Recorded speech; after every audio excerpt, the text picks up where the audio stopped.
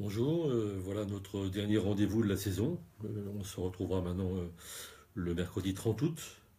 Et cette semaine, je me suis, j'ai été amené à commenter les sondages en chute libre de Macron et de constater que l'illusion médiatique se dissipe encore plus vite que prévu, hein. Il se hollandise en quelque sorte. Il est même en dessous des sondages de Hollande avec le même laps de temps au bout de 3 mois. Donc c'est une chute tout à fait précoce qui m'étonne pas beaucoup parce que on a tellement dit que tout avait changé et beaucoup de choses ont changé en effet et qu'on avait un personnage ni droite ni gauche, etc.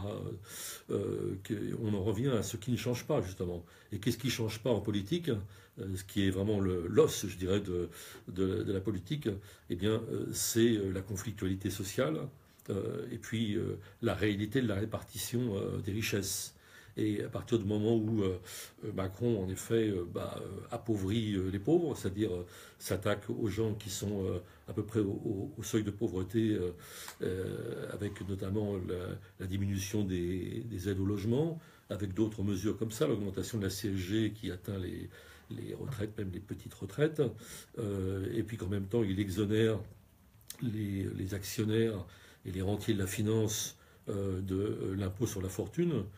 On a typiquement quelqu'un, et banalement quelqu'un de droite, et on a beau avoir toutes les arguties médiatiques et de propagande possible, de communication possible, ça ne change rien à cette réalité. Ben, on en revient à cette réalité. On en revient à ce qui ne change pas finalement en politique, hein. La lutte des classes, hein, pour dire les choses très clairement. Et on est là-dedans, et les électeurs, y compris un certain nombre de commentateurs, commencent à revenir à cette vérité des prix. Alors, cela dit, ce qui est très inquiétant, c'est que dire ça et le constater ne donne pas tellement de pouvoir politique pour y résister. Et on assiste à quelque chose de très inquiétant qui est aussi tout à fait de droite, mais d'une droite assez nouvelle, c'est-à-dire la tentation et la tentative de la part de Macron de privatiser la politique, en somme, c'est-à-dire de transformer la politique, amener la politique aux méthodes qui sont celles de l'entreprise. Alors on le voit très bien, c'est un peu le secret, la directive secret des affaires étendue à la politique. Quand on voit la façon dont le groupe La République en marche a été mis au pas, si j'ose dire, puisqu'il s'agit de marche, avec des vœux d'obéissance, de silence, d'abstinence démocratique, je dirais presque, que tous ces gens marchent vraiment alignés derrière le chef. Ça, c'est très inquiétant, et ça veut dire que finalement l'exécutif peut agir à sa guise. Et avec, encore une fois, une sorte de privatisation de l'espace politique qui est tout à fait inquiétant et qui supprime, disons, enfin, en tout cas attaque la tradition délibérative, proprement démocratique, disons, de l'espace politique. Alors, ce qui veut dire que les choses vont se transférer ailleurs, là où on pourra encore débattre et délibérer.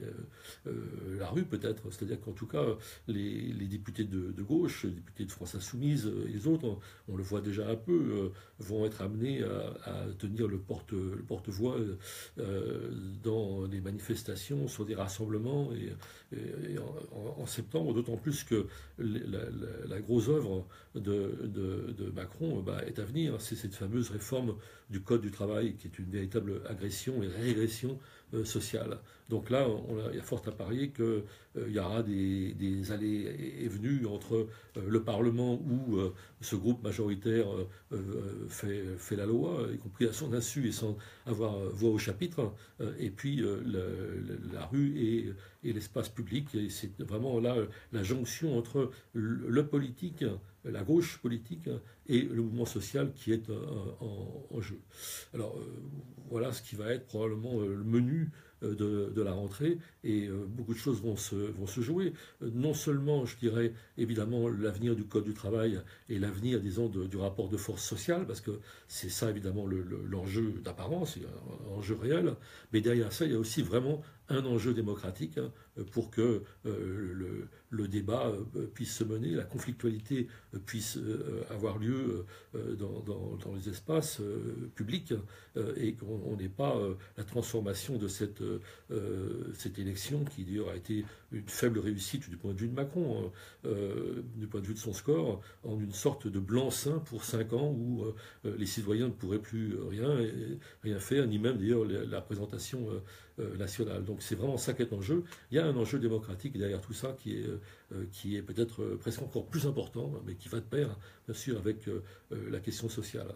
Alors cette semaine, et pour les 3 semaines qui viennent, car nous avons fait un numéro hors série, en quelque sorte, qui va durer jusqu'au 30 août, puisque nous revenons le 30 août, il reparaît le 31 août, le prochain numéro. C'est un numéro justement qui est une large digression, un peu humoristique, mais pas seulement, sur la question de la marche en marche. Hein, et pour dire que la marche, c'est aussi parfois un sport de combat avec des manifestations, et peut-être ça préfigure ce à quoi nous assisterons à partir du mois de septembre. Je voudrais ajouter une chose, c'est que dans ce numéro de Politis, cette semaine, il y a quelque chose qu'on a appelé un manifeste, je ne sais pas, c'est un peu peut-être pompeux, mais en tout cas pour dire ce que nous sommes, nous Politis, c'est-à-dire les principes qui nous guident, et c'est à la fois l'indépendance, bien entendu, l'engagement et le pluralisme, car nous avons vraiment besoin de ça, c'est-à-dire d'espace de débat, et c'est ce que Politis revendique d'être toujours,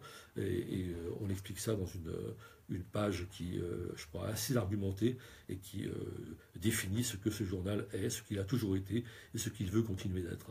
Voilà, donc rendez-vous le 30 août pour le futur édito vidéo, et le 31 août pour la réapparition de Politis après cette période de vacances. Bonnes vacances à tous et à très bientôt.